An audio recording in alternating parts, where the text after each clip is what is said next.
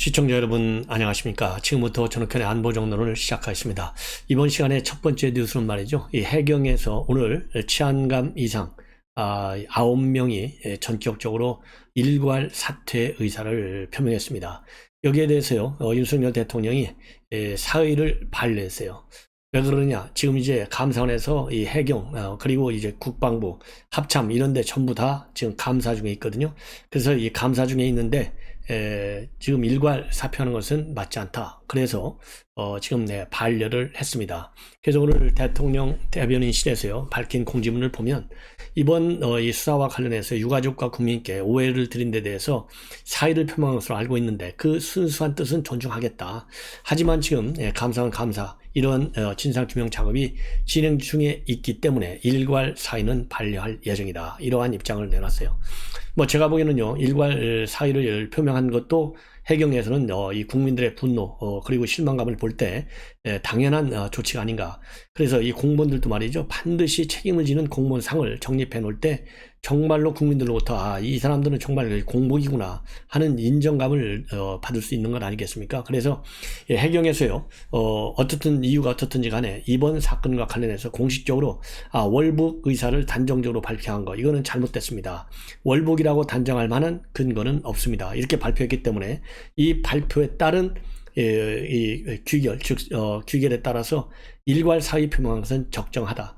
그럼에도 불구하고요, 이 대통령실에서 지금 감사가 진행 중에 있기 때문에 일괄 사의는 반려한다. 이것도 적절한 것 같아요. 그래서 귀책 사유가 있는 당사자들은 당연히 책임을 져야 되겠지만은요, 아무런 귀책 사유가 없는데 이렇게 고위직들이 한순간에 이러한 정치적인 말하자면 영향으로 인해서 사의를 표명하고 그야말로 평생 봉직해온 직장을 떠난다. 이거는요, 그분들한테는 좀 상당히 서운하고 아쉬울 수가 있어요. 왜냐하면 그분들도 전부 국가와 국민을 위해서 열심히 냈을 텐데, 내가 공무원들도 사람이니까 자기가 열심히 성실하게 국가에 충성하고 국민의 말하자면 봉사해 왔는데 아무런 잘못도 없이 좀 더 봉사하고 싶은데 집에 가라. 그러면 뭐 그걸 좋아할 공직자가 어디가 있겠습니까? 그렇기 때문에 그 인정감을 받으면서 계속 일을 해야 하는, 그리고 하고 싶어하는 당위성이 있는 분들은 앞으로 계속 정말 고위직까지 갈 수 있도록 하고요. 그렇지 않고 이 귀책 사유가 있는 분들은 당연히 치안감이 됐든 치안정감이 됐든 치안총감이 됐든 아니면 그 밑에 경무관이 됐든, 왜냐하면요, 이번 사건을 두고 그야말로 귀책 사유가 있어서 더 이상 승진도 되지는 않아야 할 사람, 이런 사람들이 또 승진했다는 거 아니에요? 당시 수사국장이. 그리고 수사국장 이하에 있는 과장급들도 전부 다 영전 또는 승진했다는 거 아니에요? 이 사람들은 이제 감사 결과에 따라서 계급은 치안감, 치안정감이 아니지만은 계급은 낮지만 거기에 상응하는 책임은 반드시 해야 된다. 그래서 귀책 사유는 분명해야 될 것 아니냐. 그래야 이 공무원들이요, 단체로 그냥 몰빵해갖고 책임질 때는 진다고 하지만 이거는 그야말로 너무나 억울한 상황이기 때문에 적절한 것 같습니다. 오늘 해경청장은요, 오랜 고심 끝에 우리 해경이 다시 태어나겠다는 그런 결심하에, 그러려면 이제 현 지도부는 물러나고 새로운 지도부한테 맡기는 거 좋겠다. 그래서 이 사의를 표명했어요. 이제는 그래서요, 이제 감사원의 감사가 신속하게 이루어져서 이 공무원 사회의 안정, 그리고 이 해쳐서는 안 되겠다. 왜냐면요, 지금 5년 정부가 막 시작했는데 이 공무원 사회가 안정돼서 열심히 일하는 그런 분위기가 가야 되지 않겠는가, 이렇게 생각이 듭니다. 그리고 말이죠, 이제 이렇게 해서 오늘 해경이 일괄 사의를 표명하니까 지금 문재인 대통령의 화살을 지금 겨누고 있는 것 아니겠습니까? 겨눈다기보다도 당연히 문재인 대통령한테 갈 수밖에 없어요. 예. 그래서 살인방조죄, 여적죄 이런 이 죄가 성립할 수 있다라는 법조계 해석이 나온 지 이미 오래되지 않습니까? 그리고 유족 측에서도요, 지금 문재인 대통령에 대한 최종적인 고발 조치는 안 했지만은 고발 방향으로 가고 있어요. 예. 문재인 대통령 바로 직하까지만 지금 가 있습니다. 뭐 서훈까지만 가 있어요.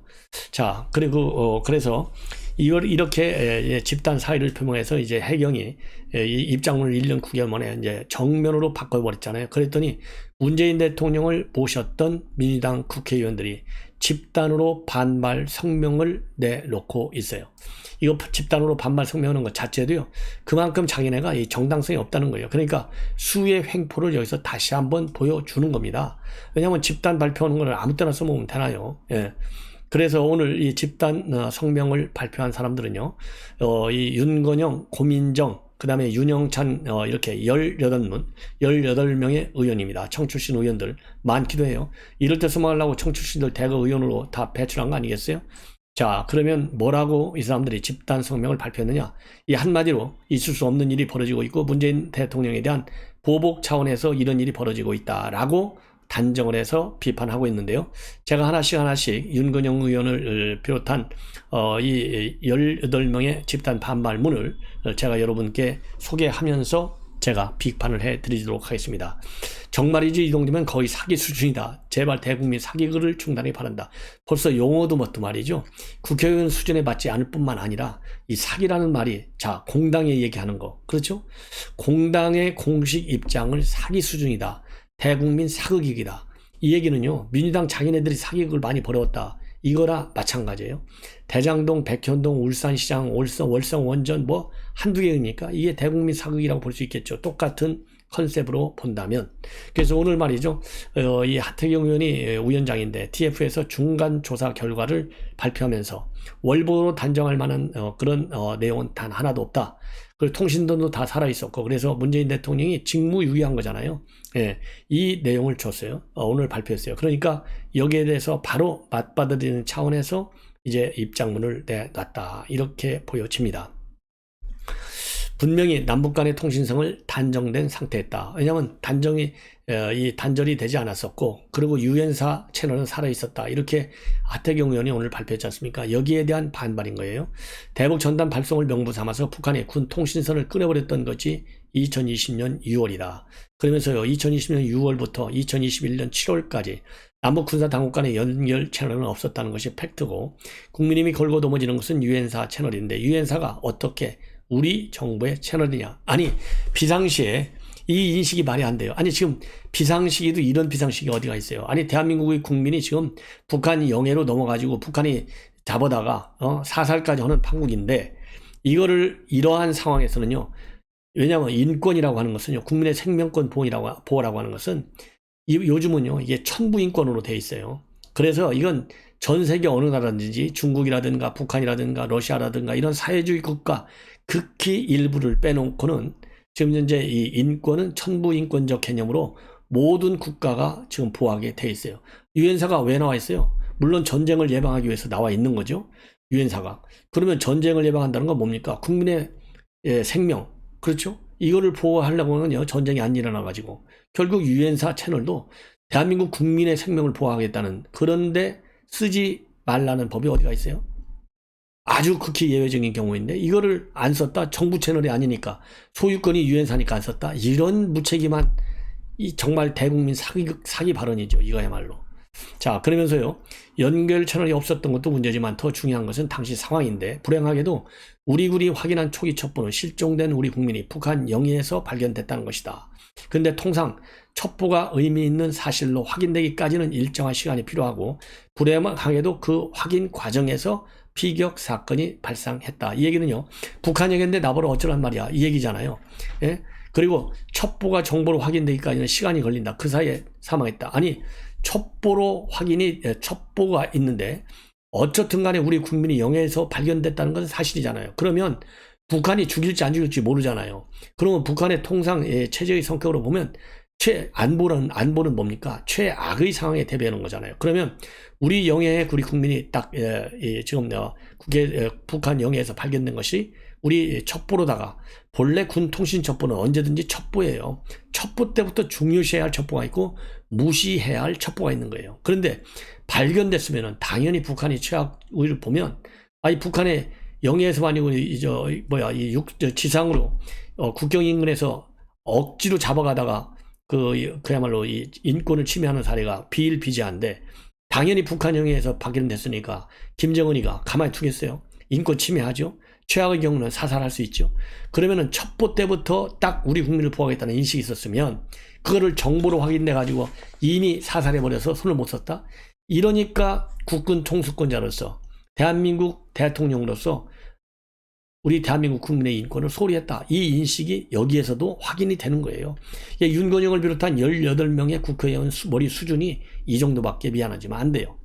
그러면서 바로 옆집에서 벌어지는 일이 아니라 도저히 실시간 확인이 불가능한 북한에서 벌어졌다. 아니 실시간 확인이 불가능하니까 최선의 상황에서부터 최악의 상황까지 가정해서 즉각 그죠? 이건 준전시 상황이나 마찬가지야. 대응을 했어야죠. 야, 이 수준, 이 정도의 수준, 참 대응 수준을 가지고 참 국정상황실장을 해먹고 국회의원까지 하고 있으니 너무나 참 어이가 없습니다. 그러면서요, NSC 사무처가 북한의 시신 소각을 사실을 번복하도록 지시했다. 이 서주서희가 지시했다는 거잖아요. 우리 군은 첩보를 통해 시신 소각 정황을 파악했으나 북한은 시신이 아닌 부유물을 소각했다고 주장하기에 이 부분은 추가 조사가 필요한다고 해서 공동조사를 제안했다. 아니 그러면 북한이 죽으면 죽였다, 살리면 살렸다 사실대로 얘기하는 거 몇 번이나 봤어요? 항상 거짓말하는 게 북한 정권인데. 부유물 추적했다고 하죠. 사람을 죽였다고 그러면 김정은이가 그러지 않아도 지금 김정은이는 국제사회에서 북한 인권을 가장 잔인하게 침해해서 전 세계에서 최악의 인권 침해 지도자로 딱 낙인이 찍혀가지고 매년 유엔 총회에서 안보리에서까지도 이 침해 사실을 인정받고 결의안으로 통과되고 국제 특별 형사재판소에 김정은이를 처형하도록 넘겨야 되겠다. 이게 국제사회에 일치된 이 의견이지 않습니까? 그런데 이렇게 부유물을 소화했다고 주장했기 때문에 공동조사하자. 이게 얼마나 좋게 얘기하면 순진한 거고요. 나쁘게 얘기하면 무식한 거예요. 무능한 거. 야, 이거 제가 일일이 참 반박하려니까 저도 열받네요. 갑자기. 자, 그러면서요. 국민의 주장은 첩보가 무엇인지 정보가 무엇인지 모르고 이야기하는 것이다. 막말로 만약 당시 북한군의 피격 상황이 있었고 대응할 시간이 조금이라도 있었다면 우리 정부는 무슨 수단이라도 사용했을 것이다. 그게 유엔사든 무엇이든 국민 안전이 최우선이기 때문이다. 이 모든 것을 국민의힘은 알고 있으면서 정략적 의도를 갖고 거짓말하고 있다. 이렇게 얘기하고 있어요. 그리고 정말 자신 있다면 내가 봤더니 그렇다가 아니라 지금 윤석열 정부가 군과 해경이 가진 모든 자료를 전부 투명하게 공개하면 될 것이다. 군과 해경이 가진 자료 점진적으로 공개하겠다고 그랬어요. 더군다나 지금 감사하지 않습니까? 그리고 이미 지금 TF를 만들어서 다 조사하고 있지 않습니까? 이게 중요한 게 아니라 오늘 하태경님도 얘기했잖아요. 살아있는 상황에서 죽일 때까지 북한이 어떤 조치를 했는지, 그리고 대한민국 정부는 어떤 조치를 했는지 이 골든타임에 이걸 알아봐야 되는데 이게 대통령 기록물로 딱 봉인이 돼서 못 알아본다. 그래서 대통령 기록물을 까라는 거 아니에요. 대통령 길을 까라고 해야지. 그 얘기는 안 하고 군과 해경이 가진 자료를 투명하게 공개하라. 공개할 거예요. 야, 이거 18명의 머리가 만들어낸 이 대응문. 여러분들, 야, 이거 참 기가 막힌 입장문 아니겠어요? 이 정도로 해서 여러분께 비판을 하면 여러분들께서도 아마도 상당히 공감을 하시리라 이렇게 믿습니다. 자, 이번에는 말이죠. 굉장히 중요한 이 조치가 이 민주당으로부터 나왔어요. 뭐냐? 국회 법사위에 국민의힘이 가져가라는 겁니다. 대신 그냥 공짜로는 가져갈 수 없으니까 여야 간에 합의한 대로 그 약속을 지키라는 겁니다. 뭐냐? 법사위 체계하고요. 자구심사권 조정 문제에 관해서 반드시 민주당이 약속한 대로 이 문제에 대해서는 포기하라 이거예요. 왜냐? 법사위는 넘겨주는데요. 껍데기 법사위를 넘겨주겠다는 거나 마찬가지예요. 그런데 민주당이 보기에도 이거를 우리 국민의힘에서 받을 수 없잖아요. 그리고 이미 이거는 받을 수 없다. 이거는 원래 작년 여름에 합의했던 대로 통째로 아무 조건 없이 법사위를 우리 한국 국민의힘에 넘겨달라. 이게 우리 국민의힘의 입장이에요. 그러다 보니까 이거는 우리가 받지 않을 것이라는 것을 알고 대신에 이번에 바로 못 받으면 21대 국회 끝날 때까지 반드시 여기에 대해서 법안 개정안을 갖고 와달라. 장기적으로 이거는 개선해야 되겠다. 그래서 22대부터는요. 법사위를 민주당이 가질 것이냐 국민이 가질 것이냐 하고 싸움나는 일이, 그래서 국회가 파행되는 일이 없도록 하자. 이렇게 입장을 내놨어요. 그리고 이러한 이 민주당의 제안에 대해서 권성동 원내대표 월요일까지 답을 달라 이런 입장을 내놨는데요. 그 대신에 이거는 이제 장기적인 과제로 넘어가되 우리 국민의힘에게 요구한 나머지 약속은 지켜라. 이 약속이 뭐냐? 사개특위 구성하겠다는 약속을 지키라는 것이고요. 그 다음에 헌재에 제기한 권한쟁의 심판과 헌법 소원 취하해 달라. 이것이 민주당의 요구로 이제 해석이 되는 대목입니다. 자, 그런데요, 여기에 관해서는 우선 원내 수석 부대표 간의 회의 내용을 결과를 보고 나서 우리 국민의회 최종 입장을 알려주겠다 이렇게 되어 있습니다. 그러면 왜 지금 민주당이 갑자기 말이죠, 절대 끝까지 국회의장, 그 다음에 법사위 그냥 다 독식하려고 하다가 갑자기 왜 양보를 했을까요? 본래는 말이죠, 민주당이 국회의장 단독 선출까지 고려했던 것으로 알려지고 있습니다. 자, 왜 그러냐? 지금 그만큼 민심이 말이죠, 여론이 완전히 뒤집히고 있어요. 그래서 민주당의 지지율이 27, 8%대까지 떨어져요. 이대로 가면은 2년 후 총선 완전히 패망하는 거죠. 이게 두려운 거예요. 예. 그래서 민생 발목 잡는다. 이게 두려운 거예요. 그래서 정당 지지율 최소한도 30% 이상대로 끌어올리려면 이 법사위 양보하지면 안 된다. 예. 약속을 지키는 정당이 되겠다. 이게 가장 큰 이유고. 그런데 이제 갑자기 꼬리를 내려갖고 법사위장 맡아가라 이렇게 하면 명분이 없잖아요. 이게 명분을 어디서 찾아왔느냐? 자기네 체면 유지용 명분은 어젯밤에 있었던 1박 2일의 민주당 워크숍에서 찾아왔어요. 워크숍에서 왜 지금 우리 여당이 민주당의 민생 발목 잡기 이 프레임을 짜가지고 총선 때까지 끌고 가려고 하는데 여기에 민주당이 말려들면 되겠느냐? 그래서 민주당이 어쨌든지 간에 여야 합의를 지키는 모습, 달라진 모습을 보여주자. 그래야만이 우리 국민의힘에서 민주당 발목 잡기 이 프레임을 짤 수 없다. 그런 명분 하에 이걸 받았다는 거예요. 그러니까 밑도 끝도 없이 받으면 너무나 속이 뻔히 보이잖아요. 그래서 이 워크숍에서 민주당 의원들이 이러한 입장을 내더라. 그 의견을 수용했다. 이러한 이 핑계거리 하에 그야말로 체면 유지를 하면서 이 뭐라고 그럴까요? 법사위를 우리 국민의힘에 넘겨주는 그러한 이 최종적인 조치를 내놨습니다. 예. 자, 이번에는 말이죠. 이번에는 이제 이준석 대표가 요즘 달라지고 있는 것이, 대통령 집권한 이후에 달라지고 있는 것이 윤핵과는 갈라치기를 해요. 장제원과 권성동을 갈라치기 하고, 대신에 선거국면에서는 이준석 대표가 이 윤석열 대통령 얼마나 애를 많이 먹였어요? 그때도 이준석 잘려라 말이 얼마나 많이 나왔습니까? 예.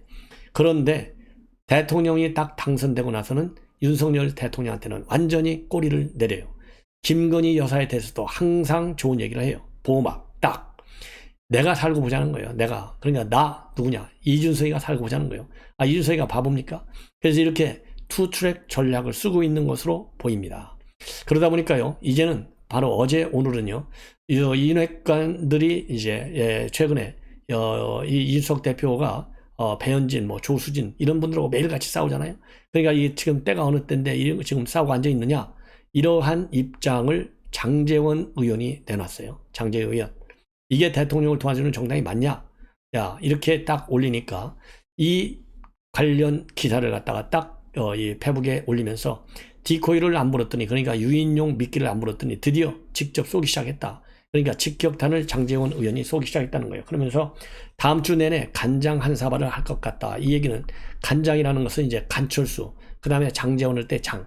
이 두 사람이 한 사발 할 것 같다. 이런 얘기는요, 자기네 둘이, 자기한테 이 안철수 의원과 장제원 의원이 이게 이제 일부 커뮤니티에서 지금 떠돌아다니는 언어라고 그래요.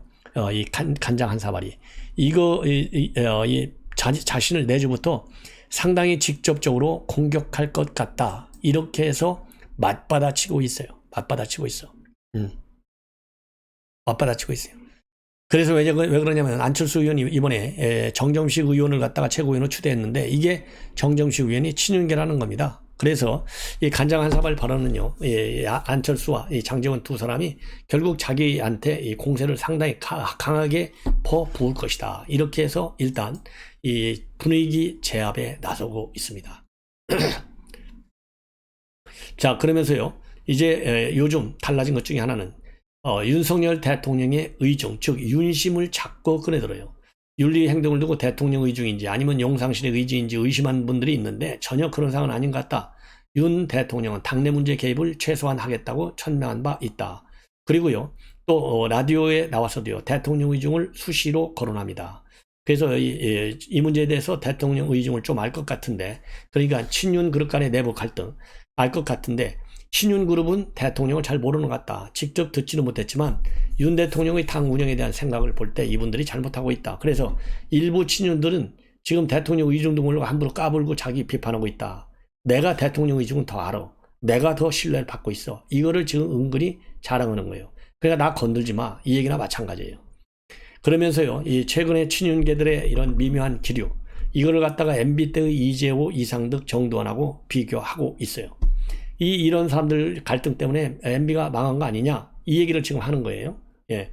그러면서 지금 국민의힘에서 이 세 명 역할을 누가 한다고 이름을 댈 수 있다, 다 아는 거 아니냐? 이 얘기는요, 권성동과 장제원, 그리고 또 정진석, 이 세 명을 의미하는 것 같아요. 왜냐하면 민들레 문제를 두고 지금 이 장제원과 권성동 갈등을 좀 보인 것으로 그렇게 알려지고 있고요. 그리고 최근에 정진석 의원이 우크라이나 방문을 두고 이준석을 때렸잖아요. 그러니까 이 세 사람들이 MB 때 이재호, 이상득, 정두원 이렇게 해당이 된다는 겁니다. 그러니까 내가 알 건 다 알고 있어. 함부로 까불지 말고 나 때리려고 하지 마. 이 얘기를 지금 하는 거예요. 그러면서요. 예, 그러면서 또 은근슬쩍 나는 윤석열 대통령하고 언제든지 전화할 수 있어. 이거를 자랑하고 있어요. 예, 자랑하고 있어요. 그러면서요, 이게 결국은 윤석열 대통령한테 SOS를 치는 것이 아니냐, 이런 해석도 정가에서 나오고 있습니다. 뭐라고 윤석열 대통령과의 관계를 자랑하고 있느냐? 나 건들지 말라고. 대통령과 여당 대표는 수시로 만날 수 있고 회동을 통해 두 사람의 관계가 굳건하다는 시그널을 줄 수 있다. 다만 만남 자체가 윤리위에 압박이 될 수 있기 때문에 성사 가능성은 미지수다. 그러면서요,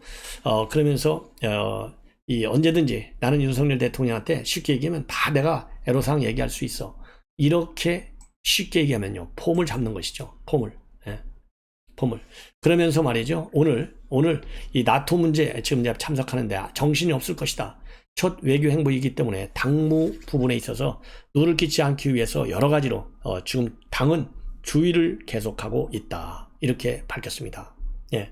그리고 대통령과는 일상적으로 논의한다. 대통령과 일상적으로 논의한다는 당론은 없다. 그러니까 지금 당내 여러 가지 갈등 상황이 심각하지만 이건 가지고는 내가 대통령한테 얘기 안 하니까 걱정하지 마. 그러나 다른 당무가 있으면, 언급할 내용이 있으면 언제든지 나는 대통령과 소통하면서 당을 운영할 수 있어. 이렇게 지금 보이는 발언을 서슴지 않고 하고 있어요. 국정운영 방해라든지 이런 것에 대해서는 정책적으로 공유할 지점이 있을 때 정무수실 등과 원활하게 소통하면서 당을 운영하고 있다. 일상적인 당무에 대해서는 제가 대통령께 언제든지 전화 연락드리고 소통할 수 있다. 최근에 특별하게 소통해야 할 정책 이슈나 당문은 없고, 그리고 윤리 문제 이런 거 가지고 소통하는 것은 적절치 않다. 애초부터 그런 것은 범주도 아니고 당이 추진하는 서진정책 등에 대해서는 윤 대통령이 생각하는 방향과 당의 생각이 상당 부분 일치하기 때문에 논의할 부분은 계속 논의해 나가겠다. 이렇게 입장을 밝히고 있습니다. 자, 이렇게 해서요, 지금 이준석 대표의 이 SOS, 사실상 SOS나 마찬가지잖아요. 자, 그럼에도 불구하고 윤석열 대통령 이 기자들한테 오늘 아침에 만나서요, 이 당내 갈등 상황이 심각한데 어떻게 생각하느냐 물어보니까 당무에 대해서는 대통령이 언급할 사안이 아니다. 딱 초연한 입장을 보이고 있어요. 나를 끌어들이지 마. 당무는 너희들이 알아서 잘해. 딱 이 얘기나 마찬가지예요. 자, 이제 마지막으로 한 꼭지만 더 말씀을 드리면, 강신업 변호사가요, 아주 요즘 아주 부지런하게 이준석과 맞서고 있어요. 오늘은 이준석 잘라내라, 이렇게 직격탄을 가하고 있습니다. SNS에다가. 그래서 지금 많은 논란이 야기될 가능성이 커지고 있어요. 윤 대통령의 성공은 이준석, 그리고 김종인, 하태경, 오신환, 이해관들의 발언을 제압하는 것에 상당 부분 달려있다. 여기서 이해관이라고 하는 것은 지금 조금 전에 말씀드린 이런 사람들이 이해관이라고 볼 수 있는 거죠. 그러면서요, 국민표 정치 개혁을 위해 부패 기득권 정치인인 이준석, 여기서 잘라내야 한다. 이렇게 직격탄을 가하고 있습니다. 그리고 이 김종인 위원장이 최근에 이준석 잘라내면 옛날 새누리당으로 가는 것이고 내후년 총선에서 재미없을 것이다. 이렇게 말한 바 있고, 또 이 하태경 의원도요, 말하자면 이준석 대표를 두둔하는 입장문을 내놨고, 그리고 오신환 의원도 마찬가지입니다. 예. 그래서 국민과 당원이 뽑은 당 대표를 2명의 윤리위원이 탄핵시키는 불순한 정치적 의도를 갖고 있는 쿠데타다. 이렇게 강력히 오신환 의원 같은 경우는요, 지금 이제 이 징계와 관련해서 반발하고 있어요. 그러다 보니까 이제 강 변호사가 이러한 사람들을 갖다가 이해관이라고 거론하면서 비판을 하는 것이 아니냐. 예. 그리고요, 이 강 변호사는 23일 새벽에도요, 분명한 사안의 당대표 징계도 하나 못하는 당이 무슨 혁신이냐. 징계 혁신이나 제대로 하라 이렇게 주장을 하고 있고, 당혁신위원회와 관련해서는 혁신위 설치, 국힘 당사 5위를 지나가던 까마귀가 침을 뱉고 간다라고 비판하기도 했습니다. 예.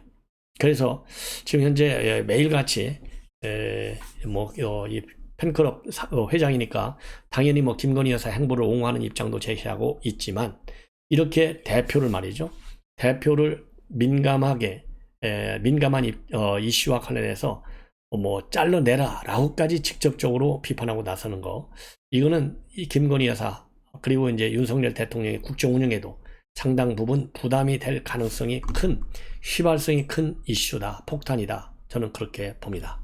시청자 여러분, 이것으로 본 방송을 마치겠습니다. 많은 시청을 당부드립니다. 대단히 고맙습니다.